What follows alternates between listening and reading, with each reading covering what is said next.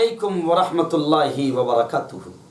ناظرین، استقبال ہے آپ کا viral news live studio Jalgaon, Maharashtra, India میں آپ کا میزبان مفتی ہارون ندوی۔ آئیے ڈالتے ہیں قربانی کے تعلق سے بہت اہم باتوں پر مختصر نظر۔ ناظرین، قربانی اسلام کا ایک اہم پیغام ہے، اور اللہ رب العزت نے ہر صاحب مال، ہر صاحب استطاعت پر، چاہے وہ مرد ہو یا عورت ہو، واجب رکھا ہے۔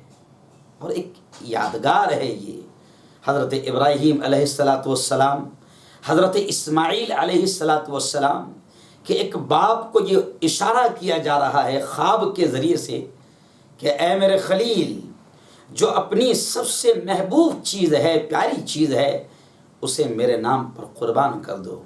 تفصیل کا موقع نہیں ہے اور نہ ہی اس ویڈیو کو تفصیلی بنانا ہے، صرف اشارہ کر رہا ہوں کہ ابراہیم کو اللہ نے آزمایا، بڑی عمر کے بعد میں اللہ نے اولاد دیا تھا۔ کہیں ابراہیم جو میرا یار ہے، میرا خلیل ہے، میرا دوست ہے، اس کے دل میں اولاد کی محبت مجھ سے زیادہ تو نہیں بیٹھ گئی؟ خواب کے ذریعے سے اللہ نے اشارہ کیا کہ ابراہیم اپنی سب سے قیمتی چیز کو ہمارے نام پر قربان کر دو۔ ابراہیم نے سینکڑوں اونٹوں کو قربان کیا، پھر بھی اشارہ ملتا رہا۔ آخر ابراہیم کے ذہن میں آ گیا کہ میرا اکلوتا ایک بیٹا جو بڑی عمر کے بعد مجھے ملا ہے، بڑی مدتوں کے بعد اللہ نے مجھے دیا ہے، اس کی محبت میرے دل میں ہے۔ اللہ اسی محبت کا امتحان لے رہا ہے۔ اپنے بچے سے کہا کہ بیٹا اسماعیل، میں دیکھ رہا ہوں خواب میں کہ میں تمہیں ذبح کر رہا ہوں، فانظر ماذا ترى، بتاؤ تمہاری کیا رائے ہے، تمہارا کیا کہنا ہے؟ میں نے کل جمعہ کے بیان میں بھی ہنستے ہوئے کہا کہ اگر ہمارے جیسا کوئی بیٹا ہوتا تو کہتا ابا جان وہ خواب ہے، بولے بات نہ کرو، وہ ایک خواب ہے، خواب میں کچھ بھی دکھ جاتا ہے۔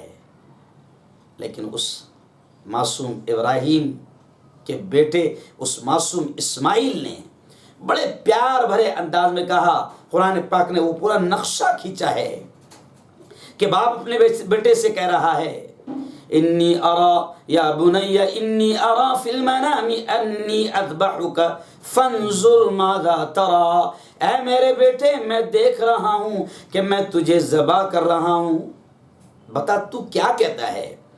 قرآن نے آگے بچے کے جملے کو بھی نقل کیا کہ حضرت اسماعیل نے کیا کہا، یا ابتی، اے میرے ابا حضور، افعل ما تؤمر، وہ آپ کریے جو آپ کو حکم دیا جا رہا ہے، ستجدونی انشاء اللہ من الصابرین، انشاء اللہ آپ مجھے صبر کرنے والا پاؤں گے۔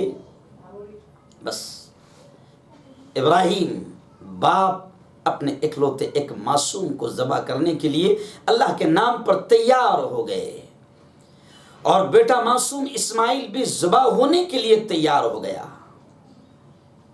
اور پھر آپ نے واقعہ سنا ہوگا کہ ابراہیم ذبح کر رہے ہیں، ذبح نہیں ہوتا، آخر ایک ایسا موڑ آتا ہے کہ چھری چل جاتی ہے، اور جب دیکھتے ہیں تو اسماعیل بازو میں ہیں اور ایک دمبا، ایک جانور ذبح ہو گیا۔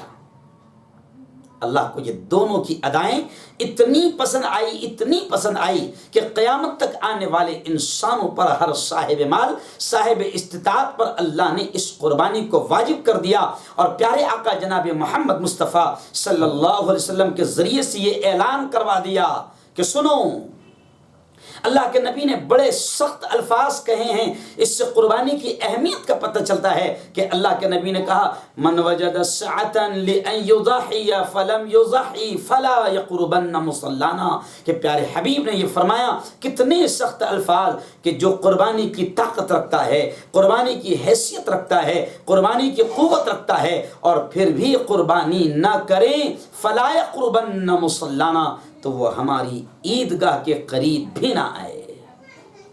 کل میں نے جمعہ کے بیان میں ملت مسجد میں جلگاؤں ہی میں ہمارے جلگاؤں شہر کی مثال لے کر اس حدیث کو سمجھایا کہ نبی نے کہا کہ جو قربانی کی طاقت رکھتا ہے اور پھر بھی قربانی نہ کرے تو وہ ہماری عیدگاہ کے قریب بھی نہ آئے. تو میں نے جلگاؤں کی مثال دیتے ہوئے لوگوں کو سمجھایا کہ ہماری عیدگاہ کے قریب اجنتا چوفلی ہے، ایک چوراہا ہے، بازو میں سالار نگر ہے، اس کے اس سائڈ سے معصوم واڑی، قاسم واڑی ہے. تو میں نے ہنستے ہنساتے ہوئے کہا کہ گویا کہ یہ اشارہ مل رہا ہے کہ اگر قربانی کی طاقت، جلگاؤں واسیوں کو بھی گویا کہ میں یہ پیغام دے رہا ہوں کہ اگر قربانی کی طاقت رکھتے ہو اور قربانی نہ کرو تو نبی نے کہا کہ اجنتا چوفلی کے قریب بھی نہیں جانا. سالار نگر اور معصوم واڑی اور قاسم واڑی کے جو عیدگاہ کے قریبی محلے، وہاں عیدگاہ کے قریب بھی نہ پھٹکنا. میرے بھائیو، اندازہ لگاؤ کہ قربانی کتنا محبوب عمل ہے. اور یقیناً اسلام قربانی ہی چاہتا ہے، اور اس قربانی کے ذریعے سے اللہ کچھ سکھاتا ہے، پیغام دیتا ہے کہ قربانی کے جانور کو ذبح کرتے وقت آپ جو نیت کرتے ہو اور جو الفاظ پڑھتے ہو، کبھی اس پر غور کرو کہ میں نے میرا رخ کر لیا اس ذات کی طرف، اس اللہ کی طرف، اس رب کی طرف جو زمین و آسمان کا پیدا کرنے والا ہے.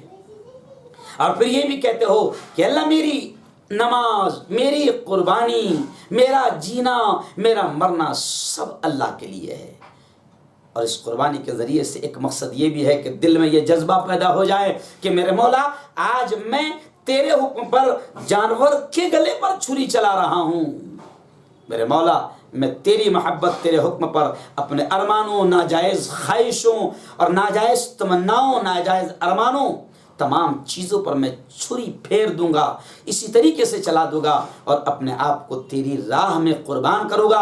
اپنی جان کو، اپنے مال کو، اپنی اولاد کو، اپنے اہل و عیال کو تیرے راستے پر قربان کروں گا، ان کو تیرے راستے پر چلاؤں گا. اور میرے مولا، آج تو میں جانور کی قربانی دے رہا ہوں، لیکن اگر وقت پڑا، اگر تیرے دین کی خاطر اگر میری جان دینے کا وقت آئے، جان قربانی کا وقت آئے، تو میں اپنی جان کو بھی قربانی کروں گا. ایسے عظیم مقصد ہے قربانی کے پیچھے. ایک پیغام ہے، ایک میسیج ہے، ایک سندیش ہے.